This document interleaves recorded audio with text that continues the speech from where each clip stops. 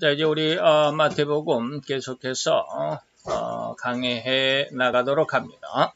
자, 오늘 우리가 지난 시간에 이어서 이제 마태 7장의 접대론에 대해서 말씀을 우리가 생각해 보고자 하는데, 지난 시간에는 접대라는 게 뭐냐, 대접한다라는 게 뭐냐, 그리고 거기에는 세 가지가 접대가 있다라는데 뭐냐, 뭐 그런 어떤 의미를 서론적인 말씀을 드렸고요. 오늘은 이제 접대 중에 가장 먼저 타인, 내 상대방을 우리가 접대하는 것, 대접하는 것, 거기에 대해서 첫 번째 시간으로 한번 생각해 보고자 합니다. 마태 7장 1절로 5절까지 우리 다 같이 한 목소리로 같이 봉독해 보도록 하겠습니다. 봉독합니다. 비판을 받지 아니하려거든 비판하지 말라. 너희의 비판하는 그 비판으로 너희가 비판을 받을 것이요 너희의 헤아리는 그 헤아림으로 너희가 헤아림을 받을 것이니라. 어찌하여 형제의 눈 속에 있는 티는 보고 내 눈 속에 있는 들보는 깨닫지 못하느냐. 보라, 내 눈 속에 들보가 있는데 어찌하여 형제에게 말하기를 나로 내 눈 속에 있는 티를 빼게 하라 하겠느냐. 외식하는 자여, 먼저 내 눈 속에서 들보를 빼어라. 그 후에야 밝히 보고 형제의 눈 속에서 티를 빼리라. 아멘. 자, 이 말씀 속에서 오늘 그 타인 접대는 두 가지가 있습니다. 두 가지 의미가 그 내용이 들어있는데, 첫째는 비판하지 말라, 두 번째는 헤아리지 말라라고 하는 그런 내용이거든요. 그런데 오늘 우리가 이 시간에는 우선 그 첫 번째만 말씀을 드리도록 할 것입니다. 비판하지 말라. 비판하는 게 도대체 뭐냐라고 하는 그런 어떤 의미적인 내용을 한번 생각을 해보는 시간으로 갖도록 하겠습니다. 그래서 상대방을 우리가 그 대접해 주는 데는 상대방에게 가장 좋은 대접이 뭐냐? 좋은 대접은 접대라는 게 우리가 지난 시간에 뭐라고 그랬어요? 상대방을 그 접대 받은 사람이 가장 좋은 일을 갖도록, 가장 즐거워할 수 있도록, 가장 기뻐할 수 있도록 최고의 것을 얻을 수 있도록 해주는 게 접대다라고 그랬습니다.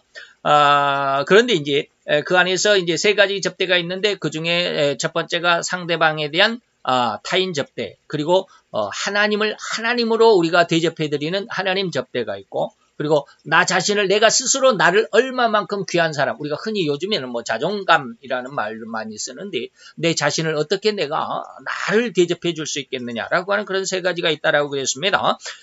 그 중에서 우리가 이제 상대에 대한 접대는 두 가지가 있습니다. 비판하지 말라, 그리고 헤아리지 말라라고 하는 건데, 오늘은 비판하지 말라라고 하는 말씀만 여러분들에게 함께 나누고자 합니다. 첫째로 타인에게 대한 제일 좋은 접대가 뭐냐? 그건 뭡니까? 다른 수많은 사람들에게 그 상대방이 가십거리가 되지 않도록, 가십거리가 뭐요? 그 사람이 말거리가 되지 않도록 말이에요. 가십거리란 말이 뭔 말인지 아시죠? 다른 사람들의 입에 입방아가 내리고, 어떤 A라는 사람을 내가, 그 사람, A라는 사람이 이랬대. 그러면 또 다른 사람은 그 A라는 사람에 대해서 이랬대 하는 말만 전하는 게 아니라 저랬대라는 말도 또 첨부가 되고, 첨가가 되죠. 그걸 이렇게 사람들 입에 오르내리게 하는 것을 가십거리라고 그러는 건데, 상대방에 대해서 나로 하여금 그 누군가에게 전달을 할 때 그 상대방이 가십거리가 되지 않도록 하는 것이 바로 그러한 최선의 배려를 해주는 것이 바로 상대에 대한 접대입니다.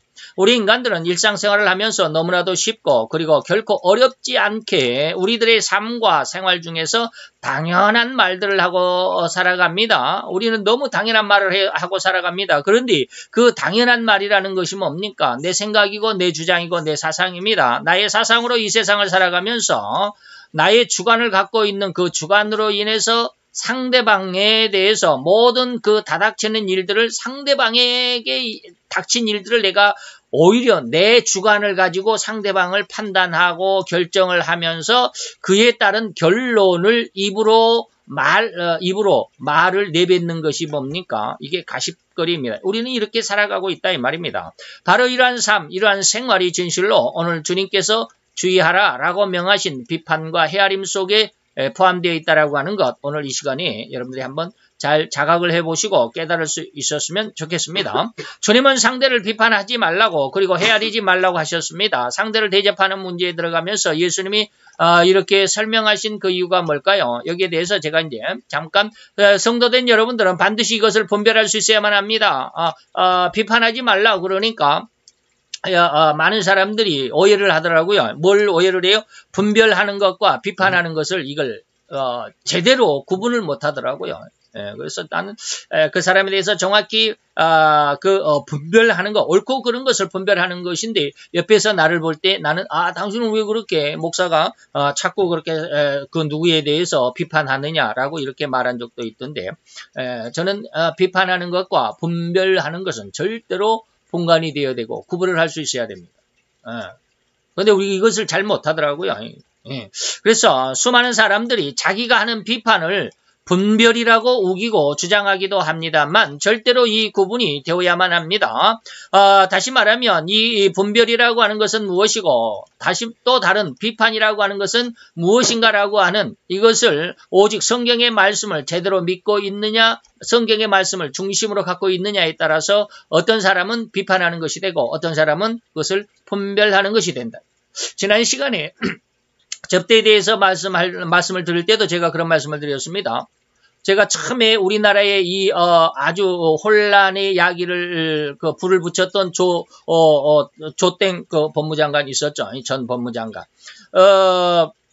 그 사람에게 대해서 그 사람의 그 어떤 낱낱이를 보고 굉장히 전 하나님 앞에 정말로 마음 아프게 가슴 아프게 기도를 많이 했습니다. 쉽게 말하면 저주의 기도를 했죠. 그 사람 당장에 하나님께서 내치셔야 합니다. 이런 뜻이에요. 풀을 땅에서 뽑으면 하루가 되지 않아서 그 풀뿌리는 말라서 죽어버리고 말죠. 그 성경에 있습니다. 악인들에 대해서 하나님이 그렇게 하시겠다라고 다윗이 그렇게 하나님 앞에 기도했습니다. 그 기도를 제가 그대로 했습니다. 저의 집, 저와 저의 가족들과 저의 집 가문이 그렇게 하나님 앞에서 뿌리 뽑혀서 하루아침에 말라지는 그러한 형벌이, 그러한 징벌이 당연한 것입니다. 그런데 그것이 처음에는 굉장히 부담이 됐습니다. 야, 이거 목사가 이렇게 남을 아무리 내가 미워한다고 그래서 아무리 잘못한 사람이라고 그래서 원수를 사랑하라고 그랬는데 저를 위해서 이렇게 저주의 기도를 하는 것이 옳은가라고 하는 그런 마음의 부담이 있었다 그랬죠. 그런데 어느 순간에 하나님이 그걸 알게 하셨습니다. 근데 그게 축복이었다. 그 사람에게는 축복의 기도다라고 하는 것. 이거 굉장히 궤변같이 들린다라고 지난 시간에 말씀을 드렸습니다. 왜 그러느냐? 그 사람을 그대로 죄를 짓도록 그대로 놔두면 내가 그 사람들이 그 죄를 짓는 것을 내가 제지해 주지 않으면 그 사람이 계속해서 내일도 죄를 짓을 것이고 모레도 그 생활을 그대로 유지해 갈 것입니다. 그러면 오늘 만약에 그 사람이 징계로 딱 끝나버리면 오늘까지의 징벌이 만약에 30%다 그러면 내일은 뭐요? 10%가 더 늘어나요. 40%가 되고 모레는 뭐 50%가 되고 그럴 거 아니에요. 그러니까 오늘 이 시간에 내가 그를 위해서 하나님의 징계가 그 사람에게 떨어지기를 기도하는 것은 그 사람에게 더 심각한 죄악의 형벌을 받기 이전에 이런 뜻이 된다고 그랬습니다. 그래서 어떤 의미에서 보면 여러분들이 정확히 하나님의 진리 안에 서 있다고 한다면 그것이 저주가 아니라 축복이 될 수 있다. 오늘 이 말씀이 바로 그거예요.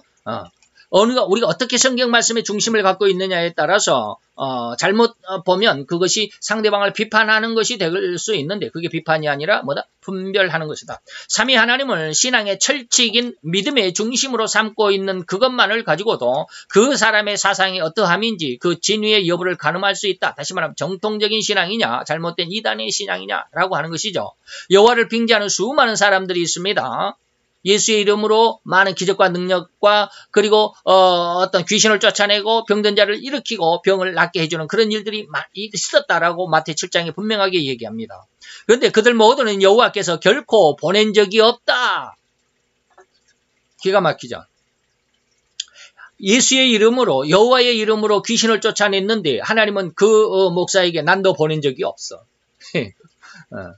이렇게 하셨다라고 했을 때 우리는 얼마나 충격을 받겠느냐 이 말입니다. 그래서 에레미야 14장 14절에 바로 그렇게 기록이 되어 있습니다. 여호와께서 에레미야에게 이르시되 네 주위에 있는 많은 선지자들을 봐라. 그 선지자들이 내 이름으로 여호와의 이름으로 거짓 예언을 한다.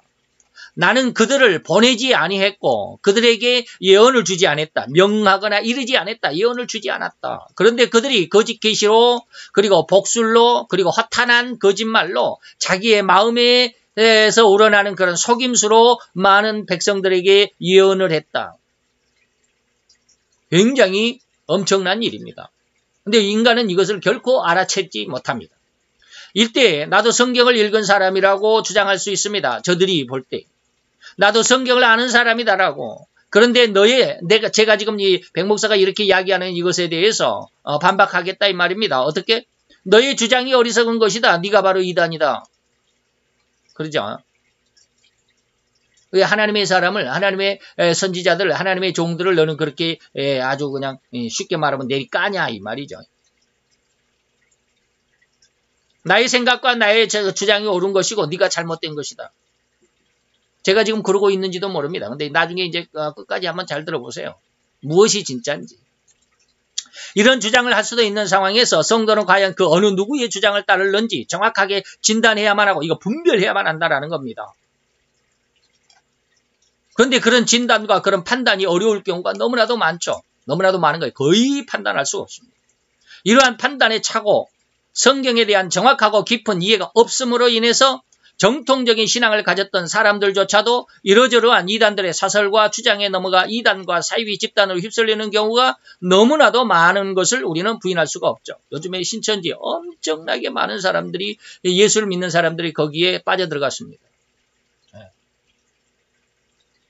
호세아 4장 5절로 7절에 보니까 뭐라고 그러니까 너는 낮에 거친다. 낮에 걸려 넘어진다. 여기서 이게 뭘까요? 낮에 걸려 넘어진다라는 것은 밝은 대낮에 괜히 가다가 돌뿌리에 걸려서 넘어져. 혹시 밤이라면 안 보이니까 그렇다 그러지만 낮에 혼이 보이는데도 걸려 넘어졌다. 이게 도대체 무슨 말이냐? 낮은 진리를 의미하는데 여기서는 그 진리에 의해서 거침이 된다. 진리 때문에 걸려 넘어졌다. 마치 하나님의 법에 의한 강하고 정확한 신앙이 없음으로 인해서 그 말씀에 의하여 넘어지는 자갈밭과 같은 심성이. 마태복음 13장에 있죠. 네 밭에 대한 비유. 길가와 그 다음에 자갈밭. 자갈밭입니다.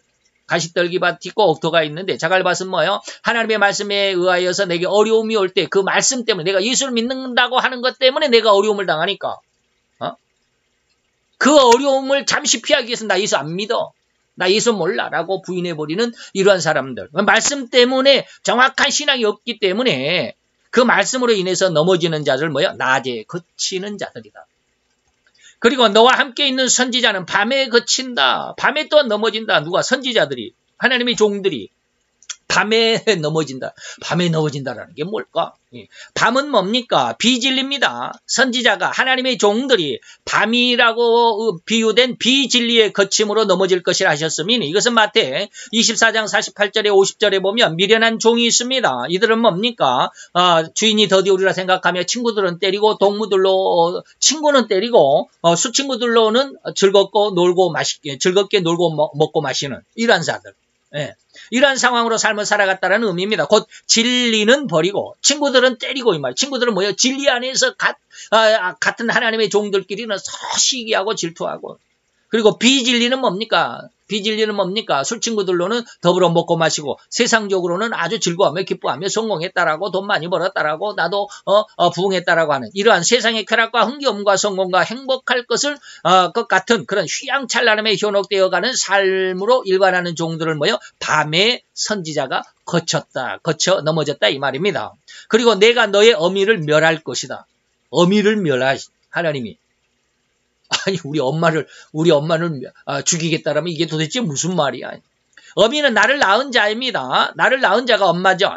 근데 성도는 그 어느 누군가에 의해서 어느 목회자의 설교자에 의해서 어느 목회자의 그 설교에 의해서 자기의 신심 믿음이 말이에요. 믿음이 변화를 가져오는. 야 어떤 목사님의 설교를 들어서 내가 마음에 확 변화를 받았어 했을 때 그 사람이 나로 하여금 새로운 성도가 되게 하는 어떤 계기가 되겠죠. 저는 저희 스승 최 목사님에 의해서 확 변화를 받은 사람이에요. 그러면 최 목사님이 뭐요? 내 어머니라고 말할 수 있는 거예요. 신앙의 어머니죠. 물론 여기서는 신부라고 그럽니다. 믿음의 아버지라고 그러는데 여기서 말하는 것은 어미라는 말로 성경에는 그렇게 표현을 했습니다. 그래서 자기 신앙의 중심을 심어준 그 설교자나 혹은 목회자 혹은 신앙인이 바로 어미인 셈인데 바로 그런 비진리를 심겨주었을 때 잘못된 길로 나를 인도해 갔을 때 그 사람이 뭐요? 나의 어미를 하나님께서 네가 성도들을 잘못 목회했다라고 하는 것 때문에 그 어미를 멸망시키겠다라고 하는 겁니다. 무슨 뜻인지 알죠? 예? 알려준 이단의 어떤 그런 사설 또는 사이비들의 현혹하는 그 미혹의 말로 호리는 자를 하나님은 뭐하다? 멸하실 것이다 라고 하는 말을 내가 너의 어미를 멸할 것이다. 너를 인도하는 자를 내가 멸할 것이다 라고 하는 것입니다.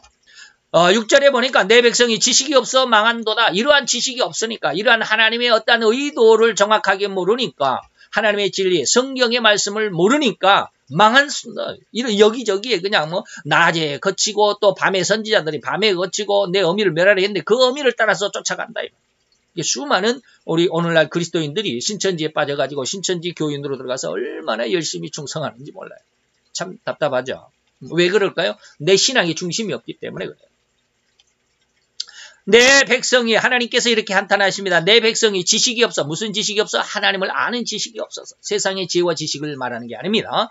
하나님을 아는 지식이 없어서 망하는도다. 내가 지식을 버렸기 때문에 나도 너를 버려 내 제사장이 되지 못하게 할 것이고 내가 내 하나님 율법을 잃어버렸으니까 나도 너의 자녀를 잃어버리리라. 저희는 번성할수록 내게 범죄하니 다시 말하면 뭡니까? 하나님을 떠나서 잘 되면 잘 될수록 그 사람은 어떻게 해요? 하나님을 버리고 멀리 떠나갑니다. 왜요? 하나님이 없어도 나 잘 되잖아 이 말이에요. 그래서 제가 늘 가끔가다 이야기합니다. 진정으로 회개하지 않는 사람들이 잘 되는 것은 축복이 아니라 저주다. 번성할수록 내게 범죄한다. 그러니까 지금 힘들고 어렵고 굉장히 고난스러워도 그 속에서 결코 믿음을 버리지 않고 있으면 하나님은 그를 축복하십니다.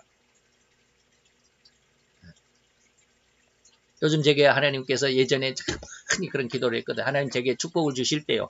그 축복을 위해서 내가 깊이 기도할 수 있는 마음을 먼저 주세요. 굉장히 오래됐습니다. 그런 기도를 한 지. 근데 그런 기도가 안 나왔어요. 여지까지.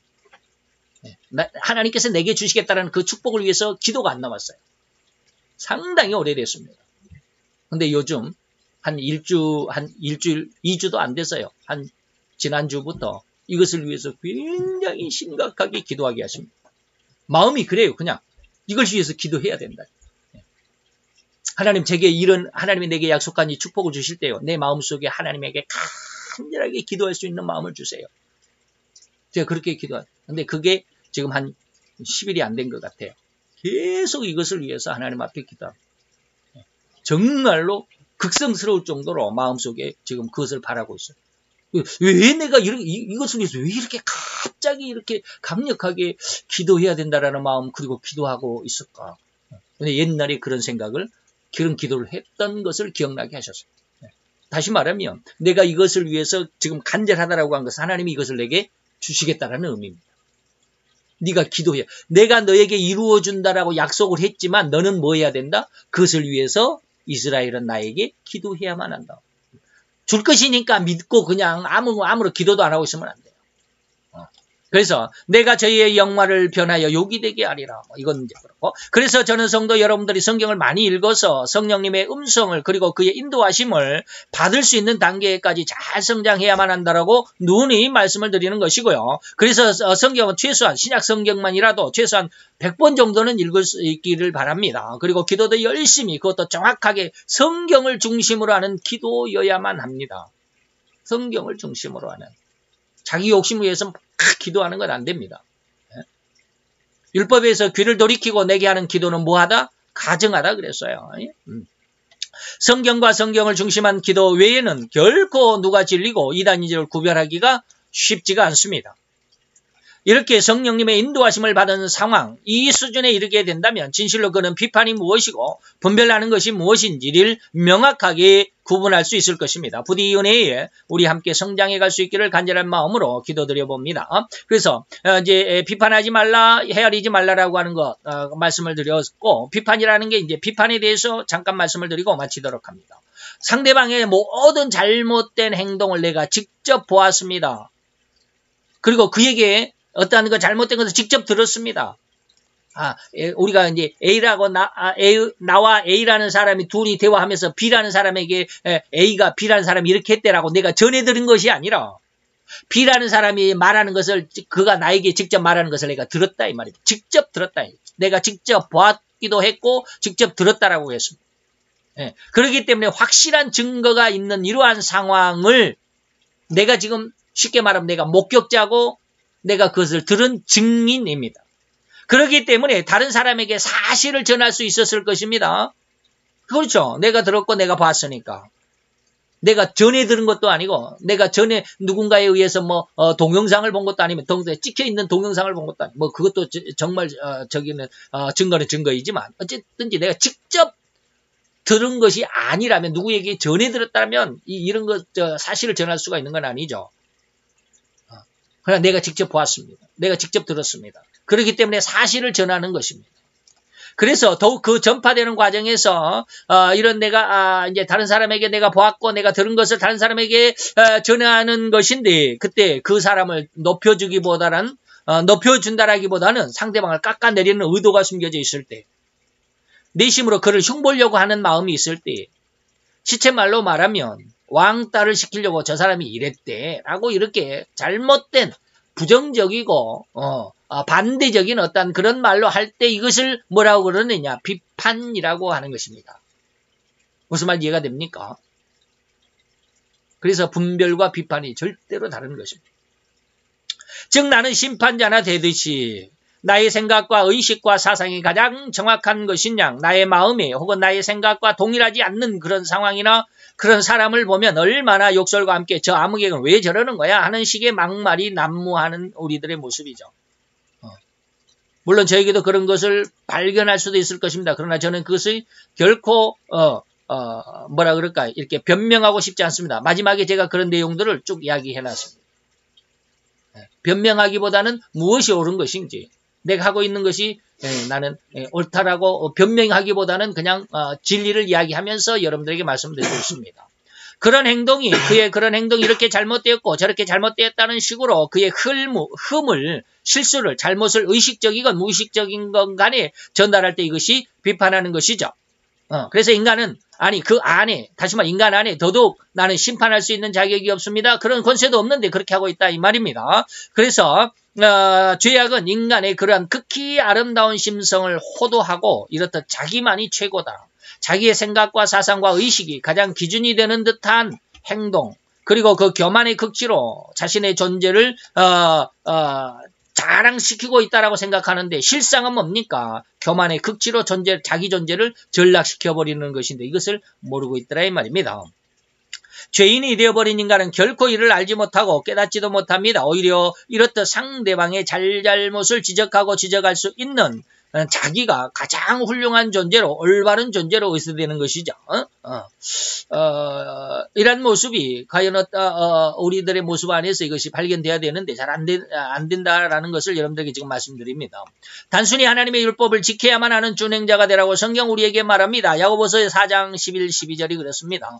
형제들아 피차에 비방하지 말라. 네가 만일 형제를 비판하면 율법을 판단하는 율법의 준행자가 아니라 너는 이 율법의 집행자, 다시 말해 재판자가 되는 것 아니냐. 재판자는 오직 하나님뿐이신데 네가 하나님이냐 이런 뜻이죠. 이때 우리 성도들은 모든 인간들이 그럴 수밖에 없는 상황이겠지만 성도들은 절대로 이 비판했던 그 비판의 내용이 곧 자기에게 되돌아온다는 것을 절대로 기억해야만 한다는 것입니다. 주님께서 이 말씀의 결론으로 주신 것이 바로 이것 때문입니다. 그래서 우리 옛말에는 되로 주고 말로 받는다 그러죠. 내가 남을 비난하고 그러면 자기에게는 아주 그냥 덤태기가 씌워진다 이 말입니다.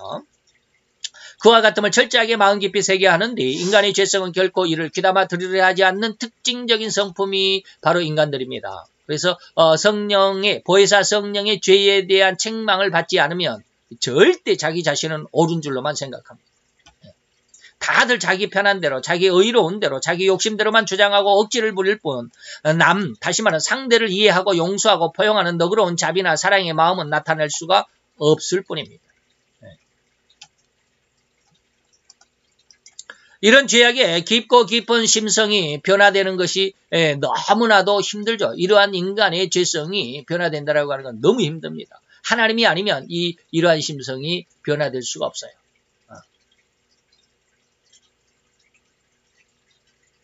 나중에 제가 언젠가는 저의 모든 속마음을 다 말씀을 드리겠지만 제 마음속에도 굉장히 미워하는 사람이 있었습니다. 너무너무 미워했어요. 굉장히 오래됐습니다. 이게 미운 마음이 사그라들지를 않더라고요. 너무 미워하다 보니까 하나님이 한 3일 전에 그러셔요.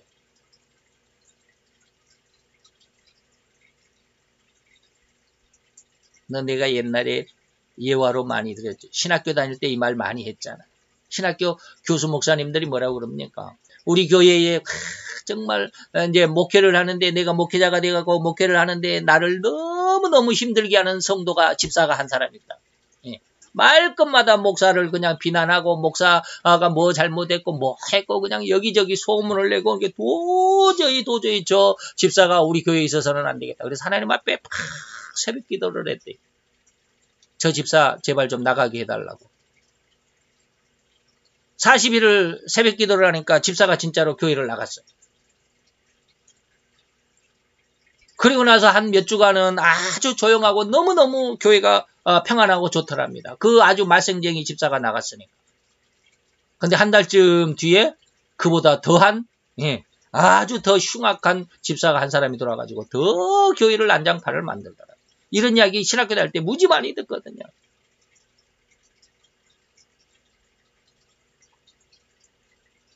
하나님이 그걸 기억나게 하시더라고요. 너 그 사람 미워하면 그보다도 더 심각한 사람이 너 앞에 나타날 텐데 네 감당할 수 있겠니? 하나님이 그렇게 말씀하셨는데도 아직도 그 미운 마음이 완전히 사그라들지는 않아요. 많이 지금 그를 미워하는 마음 대신에 붙잡으려고 노력은 하고 있지만 잘 되지는 않더라고요. 인간의 마음이 이렇게 변화가 힘들어요. 목회자이면서 하나님이 이렇게 말씀했는데도 잘 안 돼요. 이것이 죄성입니다. 아무리 기도해도 안 된다라는 이러한 절망감이 너무너무 강력하게 밀려오기도 할 것입니다. 이것을 느낄 때가 있을 것입니다. 그렇게 하나님 앞에 간절하게 기도했음에도 불구하고 그 상대방을 미워하는 모든 사람들을 다 포용하고 용서하고 사랑해 줄 수 있는 그런 어떤 사랑의 사도로서의 그런 어떤 모습이 정말로 하나님의 종의 모습이 되겠죠. 그것을 위해서 기도하고 기도했지만 안 되더라 이 말입니다. 그렇게 기도했음에도 불구하고 이런 인간의 죄성의 악한 심성을 그 악한 심성들은 그리 쉽게 빠져나가지를 않기 때문에 그렇게 많은 슬픔에 깊은 괴로움에 고통에 잠기기도 할 것입니다.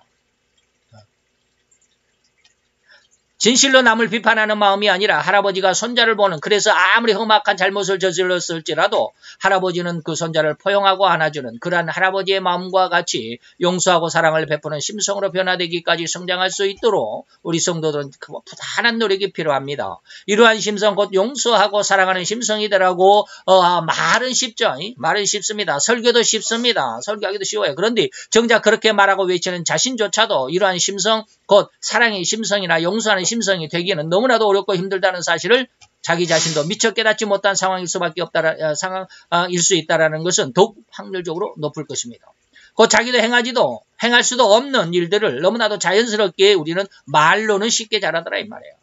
이웃을 사랑하라 원수를 사랑하라고 설교는 잘할 수 있어요. 그런데 실상 내 마음속에는 원수를 사랑할 수 없어요. 이것이 바로 죄인된 인간의 성품입니다. 다시 말하면 죄성이라는 말입니다. 오늘날 이 나라 자유대한민국을 사회주의 헌법을 적용시키려 하는 불의들이 그 고개를 쳐들고자 안다라는 시대가 바로 이 시대입니다. 작년부터 아주 엄청나게 시끄러웠죠, 우리나라가. 이 나라 자유대한민국이 하나님의 보호하심 안에서 공산체제가 아닌 민주 정치체제 하에 미국의 도움으로 인해서 이만큼 잘 살 수 있었던 것 잘 생각해 보셔야 합니다. 우리나라가 세계 170개국 가운데 부자 나라로 치면 12번째입니다. 나라의 땅덩어리로는 얼마나 큽니까? 12번째로 큽니까? 아니에요. 엄청나게 작습니다, 우리나라는. 네. 근데 우리나라의 쉽게 말하면 부자의 정도가 러시아하고 비슷합니다. 러시아가 13이고 우리나라가 12입니다. 러시아는 세계의 거의 절반 정도 되는 땅덩어리를 가지고 있습니다. 어마어마하게 크죠. 거기에 비하면 우리는 뭡니까? 우리는 미국에 보면 큰 호수가 5개가 있어요. 미국 땅덩어리 안에 호수가 5개가 있어요. 바다가 아니라 호수가 있습니다. 뭐 미시간 호니 무슨 호니 막 그러잖아요. 옛날 지리 시간에 다 배웠는데 뭐 다 뭡니까? 기억할 수는 없어요. 여러분 한번 보실래요?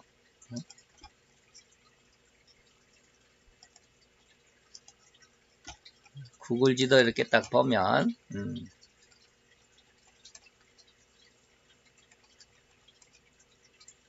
조금만 이제 우리나라가 있죠. 우리나라 이 위에 북한까지 같이 합한 크기인지 어쩐지 모르지만 오른쪽으로 이렇게 쭉 가면 이제 미국이 나오죠.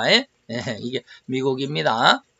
미국입니다. 미국에 여기 호수가 이게 5개입니다. 이거 하나, 둘, 셋, 넷, 또 하나 어딘가 5개가 있습니다. 좌우지간. 근데 이 중에 이 호수 하나, 토론토 여기 캐나다죠. 캐나다에 있는 이 호수 하나에 보면 이 호수의 크기가 얼마나 크냐면 이 호수 안에 휴론호입니까? 그렇습니다. 이 호수 안에 우리나라가 퐁 빠집니다. 우리나라를 그대로 들어가지고 호수에다가 놓으면 호수 안으로 퐁 빠져 들어가 버려요. 이만큼 작은 나라가 우리나라예요. 미국은 그러면 우리나라보다 얼마나 더 크겠습니까? 엄청나게 더 크죠. 네.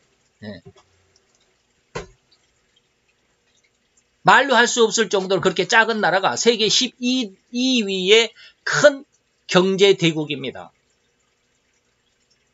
그럴 수 있을까요? 여러분들 가만히 생각해 보세요. 우리가 뭐 잘나서 그렇게 된 건 아니다라고 여러분들이 인식할 수 있어야 돼요. 우리는 70년밖에 안 됐어요. 우리나라가 6.25 전쟁으로 인해서 완전히 폐허가 된 나라잖아요. 근데 70년 만에 세계 12번째 되는 부유한 대국이 됐습니다. 이건 누가 그랬을까? 우리나라 사람들 잘 됐을까? 그러면 다른 나라 사람들은 우리나라 사람들처럼 그렇게 못 부지런하고 덜 지혜로워서 그렇게 못 사는 나라가 됩니까? 지금 아시아 국가에 보면 옛날 우리나라 전쟁이 막 끝났을 때는 필리핀이 우리나라 장충 체육관을 지어줬다라는 그런 말이 있죠. 지어준 것은 아니라고 그러더라고요. 거기서 후원을 해줬어요. 장충 체육관을 짓는 그 자금을 얼마를 후원을 해줬다고 그러더라고요. 그 정도로 우리는 필리핀보다 못 살았습니다. 근데 지금은 어떻습니까? 필리핀은 우리나라에 될 바가 아니잖아요. 필리핀이 그렇게 못 살아서 국민성이 나빠서 그렇게 지금까지 발전을 못하고 있습니까? 아니에요. 절대로 하나님의 도우심입니다. 하나님이 돕지 않으면 이렇게 급성장할 수가 없습니다. 그런데 다시 말하면 공산체제의 사상에 물들어버린 사회주의자들이나 공산주의자들이 우리나라에 무지 많습니다. 그동안 우리를 도와줬던 미국과 민주체제의 수많은 우방 친구들에게 오히려 삿대질을 서슴지도 마다하지 않고 있습니다.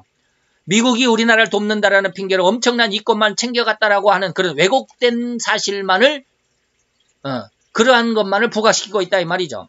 약한 우리나라 백성들을 착취하는 고용주와 같은 그런 온갖 착취의 근간이라고만 미국을 몰아세우고 있습니다. 그래서 오늘날 대학생들이 미국 대사관을 침입해가지고 대사는 물러가라고 그런 어떠한 일들을 하고 있다 이 말이에요. 그래서 이 나라의 모든 젊은 청년들을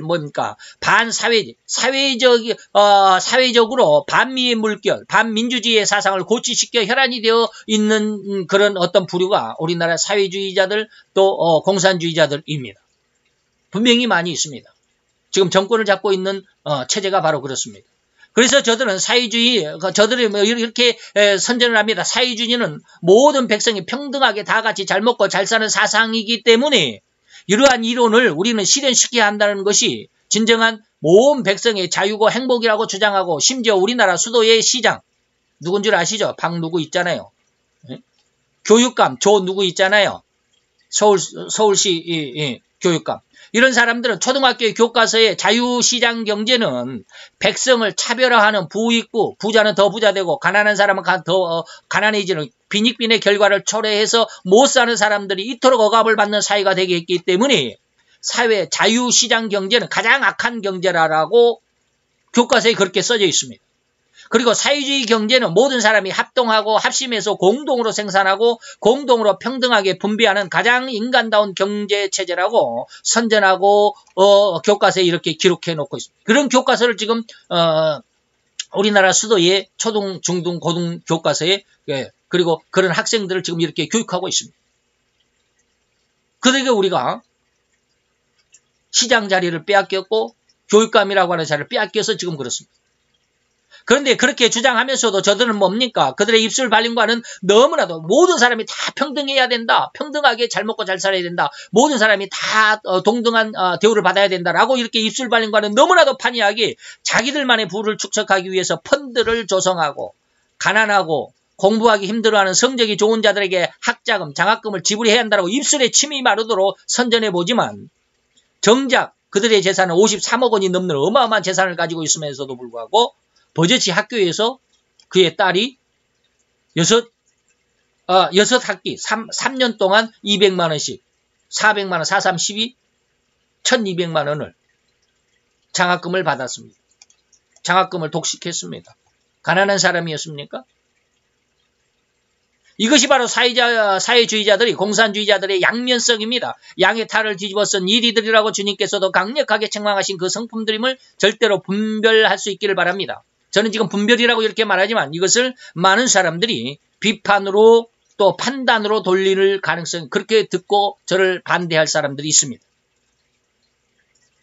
근데 여러분은 이것이 진정한 분별하고, 제가 백 목사가 지금 세상을 지금 잘 분별하고 있다라고 들리십니까? 아니면 비판하고 있다라고 들리십니까? 수많은 사람들이 비판이라고 들을 것입니다. 정확한 진리에 자기를 세우지 않으면 이러한 주장은 한낱 비판으로 또 판단으로 남을 헛뜯는 이야기로만 들릴 것일 뿐입니다.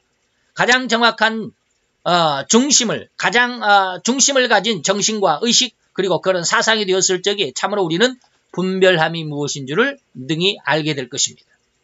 네.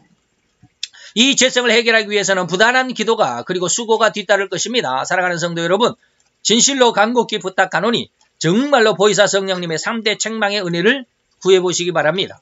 백 목사가 여러분들이 잘 이해가 안 되면 이렇게 기도해보라 이 말입니다. 백 목사가 말하기를 자기 자신 속에 있는 자신도 알지 못하고 자신도 깨닫지 못하는 죄의 근원이, 죄의 죄성이 있다고 늘 외치고 주장하는데 도무지 나는 그 죄성이라는 것을 알지 못하겠습니다.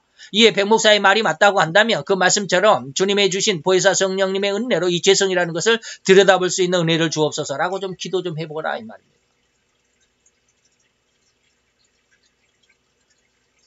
이는 정말로 너무나도 간절히 성도 여러분들에게 부탁을 드리는 것이고 이러한 신앙에까지 여러분들이 성장해야만 합니다.